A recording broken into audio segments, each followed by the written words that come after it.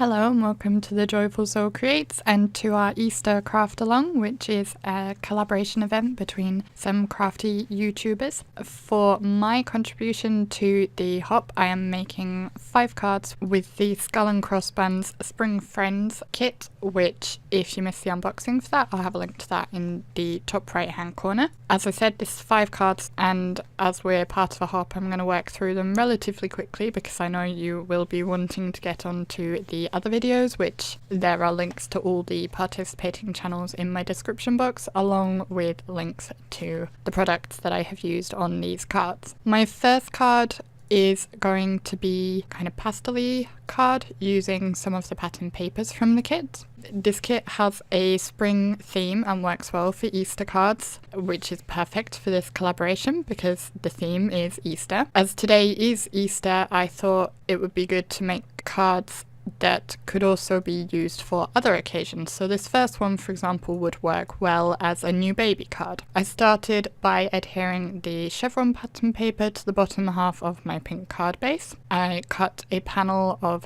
the pastel icon pattern paper and matted it on some purple, and then I'm adding a strip of purple along the top of that chevron-y paper to act as the divider there as well. And this layout is based on Mojo Monday sketch number 513, so that's where I got the idea for the layout. So once I adhered all the papers into place, I'm going to add my little sentiment panel, which I've stamped the sentiment from Spring Friends stamp set, which came in this kit, and I used the mini Versafine ink cube that was also included to get a nice rich black sentiment. And then I'm going to finish off by adding a little chick embellishment. Actually, this is a jumbo embellishment. The chick has some areas that are cut all the way through that would show the pattern paper behind, but I decided to back it with white card so that it would not show through. I just decided I preferred it that way. Then I'll adhere it into place, put something heavy on it whilst the glue takes hold, and that will complete my very first card, which, like I said, works well as a spring or Easter card, but also as a new baby card. I moved away from the pattern papers a bit for a more clean and simple card for my second one, and for this one I'm using the bunny stamps from the Spring Friends stamp set. I'm using both the front facing and the back facing stamps and stamping them onto a panel of white card, and this is alcohol marker friendly card, and I'm going to very quickly work through colouring in the bunny rabbits. I decided to colour them brown, so you could imagine they're chocolate rabbits if you want. That wasn't necessarily my intention, but they could be. And I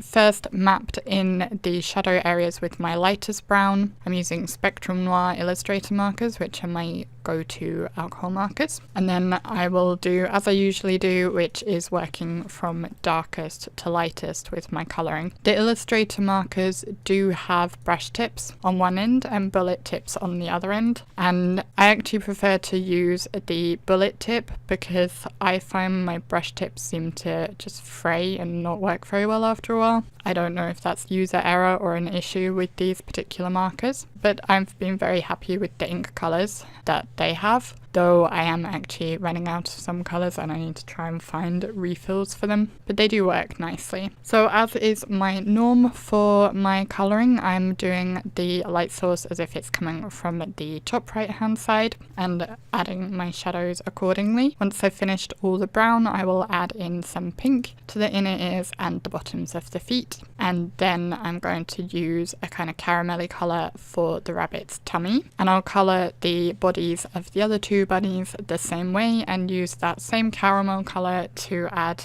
some colour to the tails. I want to make the tails look nice and puffy, so I just add little C's of that colour, and that will give the look of curly shadowy areas. I'm then going to add my sentiment just below the rabbits. I've put together Hoppy Hello from the Spring Friends stamp set, and again using the Versafine ink. I did decide to use some of the pattern paper as a mat for this panel, and I gutted away the centre. I tend to do this so that I can reuse that pattern paper rather than it going to waste, and it does slightly reduce the weight of the card as well. So I adhered my coloured panel onto that pattern paper panel, and then I'm going to adhere it to my yellow card base, and all the card bases I have used were provided in the kit as well. So that completes my second card, which is a lot more clean and simple, and again can work for Easter or any time, especially for a rabbit lover. I'm going back to a bit more busy card for my next one, and I'm going to start by creating a wreath. So I have a panel of 3 3/4 inch square paper,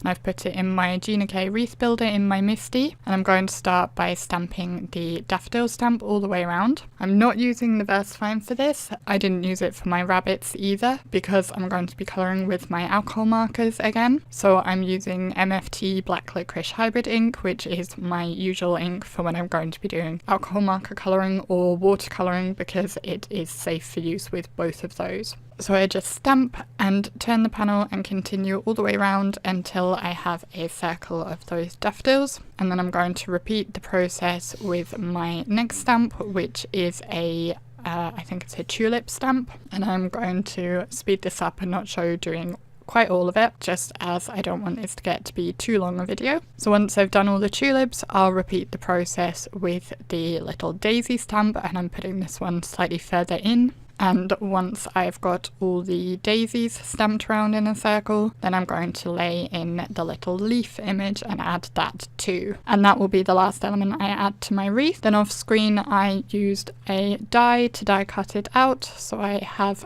just a circle of the wreath. And I'm going to use my markers again to colour it in. I did add shading to the daffodils with some golden yellows and then some more traditional yellows as well, but actually for all the other images I decided just to go with one colour. So I'm using the pattern paper that I'm going to use for this card, which is actually the piece I gutted away from the previous card. I'm using that as a reference for helping me choose my colours. So of course I did the daffodils yellow, but then I went for orange for the tulips because I thought that matched well with the orange on the paper. I'm using another golden yellow for the centre of my daisies, and initially I was going to leave the petals white, but I decided to actually use ivory, just add a little bit of colour to them. And then I'm using a nice bright green to colour in those leaves. There is one of my tulips that bled a bit and hadn't stamped very well anyway, but I will cover that later with my sentiment, so nobody will know. I have 2 pattern papers, so I have that dotty paper that I gutted from my previous card, and I'm adding it to a larger panel, which I also gutted the centre away from. I edged the dotted panel with some nice bright yellow peel-offs. They're sunshine yellow, and those are from Love from Lizzie. And then I'm adding a element of twine around those panels, and I'm using a sketch again for this card, and this one is the Try Stamping on Tuesday sketch 404. Once I have all the twine in place, I'm going to add some foam tape either side of it to pop up my wreath panel, and then I will put foam tape on the back of the whole panel and attach it to my green card base. The foam tape just helps everything lie flat so that that twine is not interfering with the adhesion of the card. I have a sentiment again, which I stamped out with the Versafine on a snippet of white, and I've attached that and edged it with those same yellow peel-offs, which completes my 3rd card. For card number 4, I'm going to use the stencil, the mini stencil that came in the kit, which is a kind of falling Easter egg stencil, and I'm going to emboss with the stencil. I won't show that in detail here, but I will link to a video in the top right hand corner which shows how to do that technique. I decided though that it wasn't showing up quite as much as I would like, so I went ahead and added some ink blending over it as well, making sure the stencil was still aligned in the same way that I'd embossed it. And I decided to go with yellow eggs, so I first ink blended with Squeezed Lemonade Distress Oxide, and then I'm adding just a touch of Wild Honey, which is a darker orangey yellow, to the base of each egg, so the wider end of each egg. And then I will blend that back out again with the Squeezed Lemonade, and this will give the eggs a little bit of dimension. Then I put some double-sided tape on the back of the panel at the top, and I will do the same at the bottom afterwards, but I'm only going to show doing the top. And I have cut some little strips of the twine, and I'm adding almost like tassel ends to the top and bottom of this panel. So I've just got the little pieces of the twine, I'm pressing them into that double-sided tape to add interest to the panel. I then set that aside and worked on my sentiment. Again, I've stamped with the Versafine onto a snippet of white. This time I decided to cut banner ends into the snippet, just to add a bit more interest to it. Then I adhered that onto the egg panel and put foam tape all over the back. Again, this is so that it will hold up nicely and that twine won't interfere with how it's sticking down.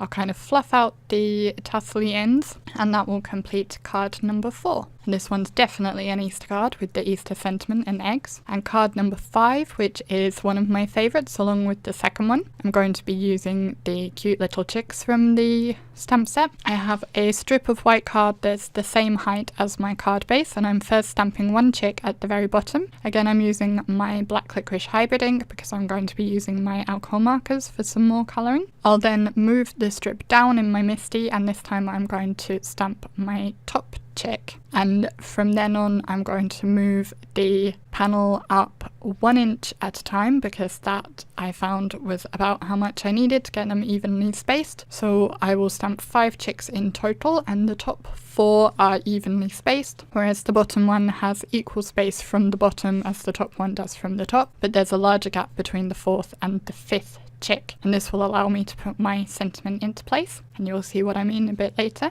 So then I will start on my alcohol marker colouring, and again I'm going to go through this quite quickly. It's quite simple. I put my shadows on the left, my highlights on the right because that's where my light source is coming from. I used yellows for the bodies of the chicks. I used bright orange for their legs and their beaks, and I didn't put any shading there as they're quite small areas. And then I used golden yellows for their tummies just to look a little bit different from their bodies. And then decided to add some interest to the edge of that panel with these kind of wavy crimped edged scissors, which I have not used in forever.